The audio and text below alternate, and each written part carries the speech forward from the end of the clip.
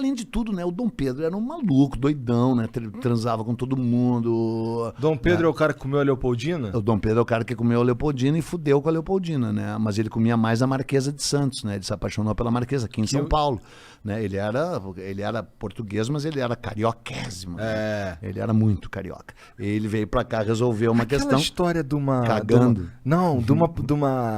De uma passagem secreta que tinha da casa dele. Não é, infelizmente não é verdade, mas não faz diferença, porque ele botou ela a morar do lado da casa dele, entendeu? Ele transava com uma mulher ou duas diferentes por dia, ele tinha priapismo, ele era priápico. Priápico é uma doença que o teu pau tá sempre duro, só que é uma doença. Tu acha assim, tipo Drácula, né? Drácula, vida eterna. Quem lê o livro Drácula sabe que a vida eterna é uma desgraça, é uma merda tu viver, é bom tu morrer, imagina tu ser o Eduardo Bueno o resto da vida. Não dá, né? Tu descansa, né? Descansa em paz. O resto da existência. O resto da existência. O pau é a mesma coisa, cara. Não tem que ficar duro sempre. A evolução natural, ou Deus, se tu quiser, fez na sua sabedoria, o pau só levanta, no caso de pessoas normais que nem eu, e não infelizes que nem tu, na hora certa, né? Tu imagina tu ficar sempre de pau duro. É uma doença, e chama priapismo. E ele era, além de priápico, tarado, porque nem todo o priápico é tarado. Tem uns que ficam de pau duro, mas não come ninguém. Ele era priápico tarado. Ele era poderoso. E ele era imperador, então ele comia quem ele queria. Ele comeu grávida, ele comeu viúva, ele comeu freira, ele comeu desquitada, ele comeu menor de idade, ele comeu velha, ele comeu tudo. E não repetia prato, né? Comia uma vez, não repetia. A Marquesa de Santos é a única pessoa que ele transou uma vez e nunca mais conseguiu parar de transar. Ele conheceu ela no dia 29 de agosto de 1822, quando chegou em São Paulo, no dia que ele chegou. E aí ele foi para Santos, quando ele voltou de Santos ele teve uma caganeira, né? Ele tava cagando no Riacho Piranga. Mas cagando. isso é real? Real. Você sabe todos os detalhes, porque toda a comitiva que estava dele, quando descobriu que aquilo virou independência, escreveram seus diários, descreveram suas visões da história. Então tem 6 ou 7 testemunhas oculares dizendo: o príncipe estava quebrando o corpo, porque ele não era imperador, ele era príncipe e regente, né? O imperador estava quebrando o corpo atendendo a um chamado da natureza. Eu não acredito. Sério? E era a 7ª vez, ele estava com um rabo que era uma rosa. Porque é o seguinte, Jean, qual é os 2 únicos animais que cagam no rio? O peixe e os humanos, porque nenhum animal, uma mula, uma girafa, ela olha pro rio e diz: não vou cagar no rio porque depois eu vou beber.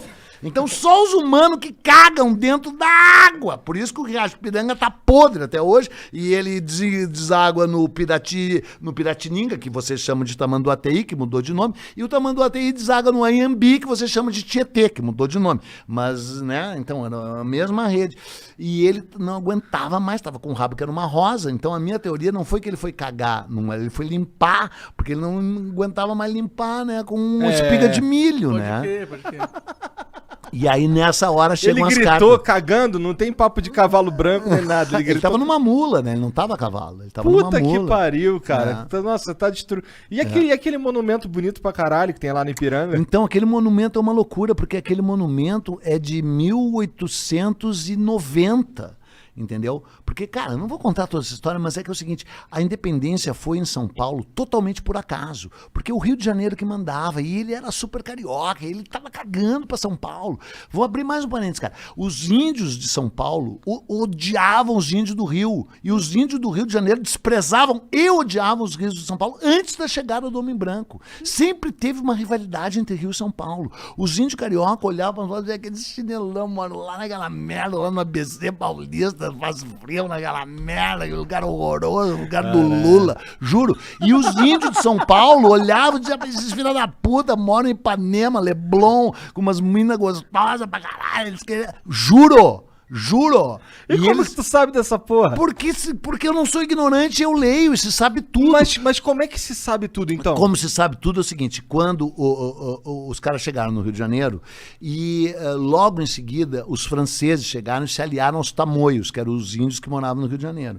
E aí tem milhões de relatos dos franceses que se instalaram lá. Entendi. Contando essas histórias que os índios de São Paulo, ou que os índios do Rio de Janeiro tinham um nojo dos índios de São Paulo.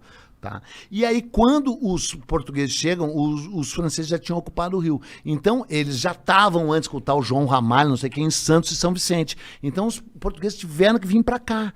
E aí encontraram o Tibiriçá, Bartira, esses índios, que disseram a mesma merda. Nós odiamos os índios flamenguistas, nojento, papapá.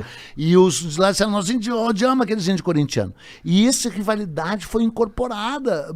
Foi mesmo? Foi. E o Rio de Janeiro virou corte, virou capital do Brasil em 1767. Antes a capital até 1767 era Salvador, né? Foi transferida para o Rio e aí virou corte. E aí o Rio desprezava São Paulo, odiava São Paulo. E aí São Paulo ficou rico pra caralho e criou o movimento republicano para derrubar o império, para não ser mais império, para ser república, entendeu? Às vezes chega de carioca mandando, entendeu? E aí, como a independência tinha sido aqui, por acaso, eles criaram todo um movimento, São Paulo, criaram os bandeirantes, inventaram a história dos bandeirantes, entendeu? Os bandeirantes tinham sido um chinelão na história, não tinha. E toda a história do Brasil era contada pela ótica do Rio de Janeiro. Primeiro era contada pela ótica de Portugal. A história é uma fabricação, uma fabulação, conta quem manda, né? O dono, o vencedor é que conta a história. Então, primeiro Portugal contava a história do Brasil. Quando o Brasil ficou independente, e logo em seguida o Dom Pedro II criou o Instituto Histórico Geográfico Brasileiro no Rio. E aí a história era toda centrada na Bahia e no Rio. São Paulo era uma bosta. É que São Paulo ficou rico com café e disse, não, agora eu quero contar a minha história. Criou o Museu do Ipiranga, Museu Paulista, encheu de bandeirantes, estátua de bandeirantes, que agora vocês queimam, querem queimar, blá, blá, blá, blá, porque não sabem porra nenhuma, são os ignorantes. Os bandeirantes eram os escrotos. Quem agora, era? Quem? É o Borba Gato. Se bem que disso eu já falei pra caralho, nem quero falar. Tudo bem. E aí criaram lá a porra do Museu do Ipiranga. E aí fizeram esse monumento. E embora a independência fosse do príncipe, que era monarquista, o movimento foi republicano. É uma história louca. Caralho, paulista. Essa porra é uma bagunça do caralho. Uma bagunça do caralho. E só foi inaugurado na República. Foi inaugurado em 1890. Agora, só pra encerrar, porque daí nós vamos para outro assunto, teve um lance do caralho. Te lembra que eu falei de 1972, né? Os milicos. Sabe o que eles fizeram? Eles trouxeram os restos mortais do Dom Pedro I. Tá lá no Ipiranga. Que tá lá no Ipiranga. Que percorreram o Brasil inteiro.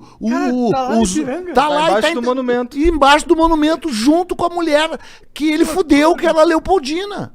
Estão lá os dois, homem e mulher. E a Marquesa tá na Consolação, no cemitério da Consolação. E é por isso que é mal assombrado, porque eles estão separados. Entendeu? Caralho. Precisa juntar os amantes, fazer uma homenagem ali. Tá, mas tu era